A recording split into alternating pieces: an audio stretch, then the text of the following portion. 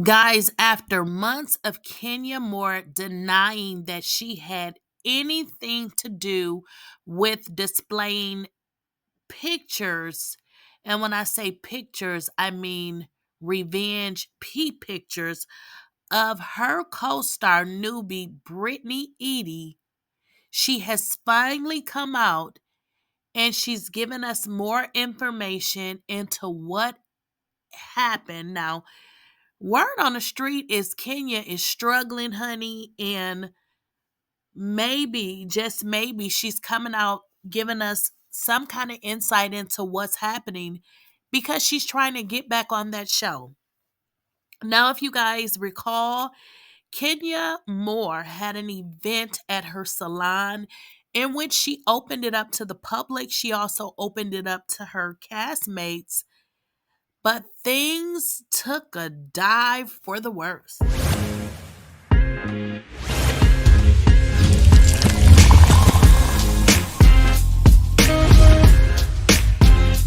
Please, please, I don't have any time for any gossip now. Eh? Yes. Superstars!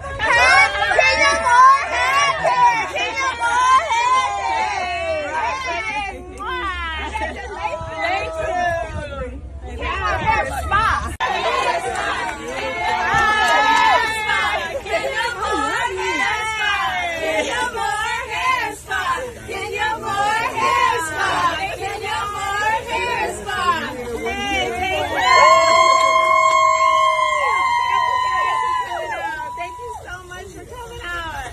Really good to see you all. Yes. Yes, ladies. Yes. Yes. Now, in the video, as you guys can see, the ladies were having a great time, to include laughing, smiling. They were taking pictures. In fact, they were chanting. They were having a great time singing Kenya Moore Hair Spa. But shortly, things took a very negative turn. You are paying for all of that. Brittany does escort. There's an IG who saw her emails out of that. She charges $1,400 for appointment. You not only a hoe, you you all cover the magazines, being the star, I will cover the magazine. You all of those things. Okay? You over here on Snapchat. Your daddy was like, Snapchat me that pussy, and you did. I have been struggling in this line to get people in these seats. So I'm glad all of you are here to. Now, guys, if you recall, Kenya never admitted that she did anything. In fact, she took to social media and told us she would be vindicated and pretty much told us that everything that we heard of was simply just not true. So Ken never took accountability, and she told us that everything that was being stated was a lie. So let's get into what Kenya Moore stated in one of her posts. She said, I would never engage in revenge P. I have never distributed private images or footage of anyone, nor solicited image owned by others to use, threaten, or blackmail. I have always been vindicated. I can't talk about story even with people painting false narratives. Okay, so that's what Kenya told us, basically saying that she did not and would not distribute any photos of anybody that fit the description of what I just read.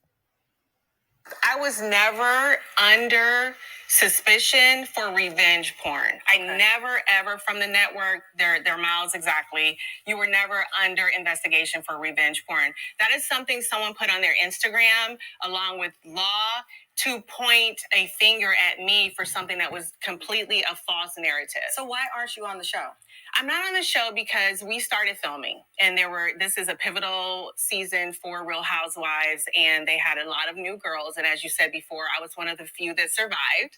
And we were really excited to get the season started. And some of the new girls, as in the past, they come on and they're trying to make a name for themselves, especially when they're not really showing up. But that's a part of the franchise. That's a part of the franchise. No one wants to see a boring Housewives episode. Exactly. And so some of the things that come on, people are keeping it spicy for a reason. Yes. Okay. But when you go too far, and that's what happened, we were having a filming, and things took like a really dark turn.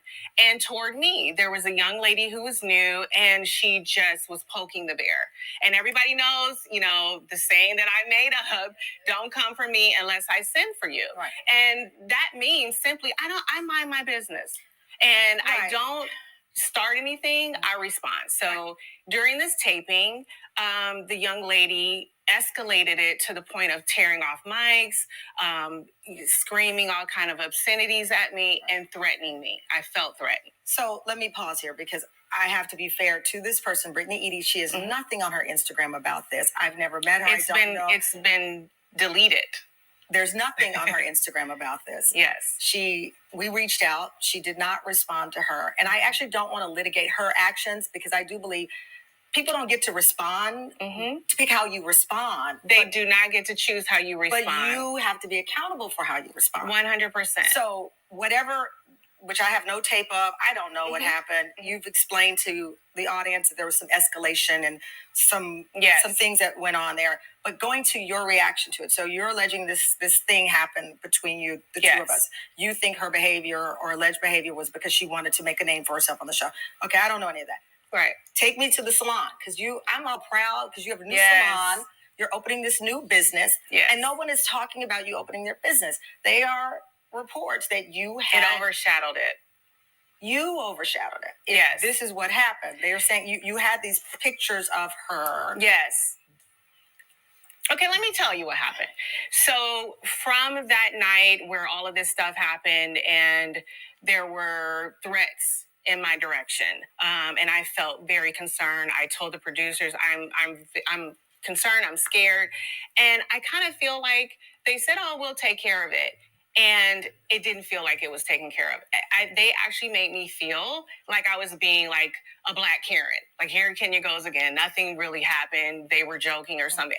I don't take threats or the way that I felt. You can't invalidate my feelings. And it was a real concern for me. I'm a single mom with a beautiful child that if anything happened to me, no one would be there for her. So you felt threatened by some actions that happened? Yes. And she repeatedly said, or it was said, that you don't know who I am. So I didn't feel like I was being protected, and I took matters into my own hands. I did my research on her. I found a lot of information, especially in the explicit world, with a few clicks, with people helping me. I didn't get things sent to me, photos or videos that I did see, allegedly that were her. And I said, okay, if no one else is going to step up for me and protect me, I'm going to protect myself, and I'm going to tell everyone what I found out about her. It's a receipt. And before I joined Housewives of any franchise, 5 years in, we made up the term receipts, right? Yeah. If you find dirt on someone or somebody is messing with you, you come back with what? A receipt. I found a valid receipt found on the internet. So you knew that Bravo was recording your Yes, it was salon. during a taping. Everyone signed waivers. It was during a taping. I didn't stand out on a corner, posting anything. It was during a taping. And we know, even with nudity that has happened on the show, they blur things out. So at the end of the day, I knew that they would likely blur it out because whatever it was that I found, they didn't like the receipt. It was explicit. And they didn't like, I found a lot, but I only showed one. Okay, so at the salon, you have these images up that you say you found on your own. I pulled them out at some point. So they were up. At some point, you pulled them out. That was one part of it, yes. But they're up. Yes. Okay. And so you assumed that they would be blurred out when this aired. Of course they would. They can't show because nudity. they can't show this. Yes. Were you building a moment? I mean, I know you said the other person was trying to make a name for themselves, allegedly. Mm-hmm. Were you trying to have a Kenya moment doing this and it backfired? I don't think that it's a Kenya moment. I live my truth. But you're the shade assassin. I'm the shade assassin, but my moment is my life. Right. You know what I mean? So I don't need to create a moment. Right. There's a difference. Which surprised me because I know, again, we have a lot of people and friends in common, and I know how TV works. I know how to produce this show. Yes. I was surprised by the level of like aggression in this, because that didn't seem like you. Listen, in hindsight is always 50-50. If I could do it all over again, I believe the photos were very distasteful, and I elevated the situation. I've elevated situations before, so and I've taken full accountability for the things that I've done. I am sorry for what I've done. I didn't have to take it that far. But when I felt threatened, I've never had a child and be in a situation like this before. So that's why I escalated it to the point where I was protecting not only myself, but my child.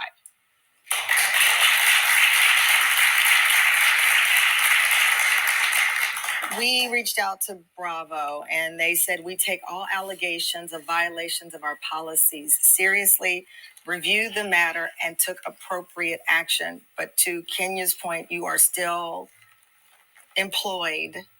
Yes. There's no silencing you, and you are moving forward.